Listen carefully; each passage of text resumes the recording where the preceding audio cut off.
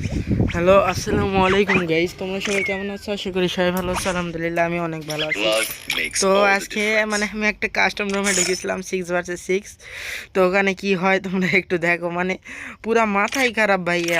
এমন একটা মানে হয়েছিল যে 6 vs 6 কাস্টম। তোমরা দেখো কোন শালা চুদির ভাই এখানে পড়ছে। গালি দিতে ইচ্ছা হইতেছে না, তাও গেলাইতেছে। এখানে আমি আসি ফর ডেজার্ট ইউএমপি আর এই সেটটিটা নিয়ে নিয়েছি। তারপর একটু মেট্রিক নিলাম আর কি। তারপর গ্লোয়াল নিলাম। মানে কি আর বলবো, ওরে আমার মোমেন্ট রে।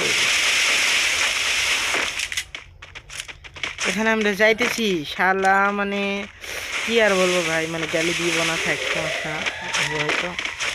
এখানে আমরা গেলাম, যাওয়ার সাথে সাথে এই যে দেখো আকাশ থেকে ঠেডা পড়বে এখন আমাদের উপরে।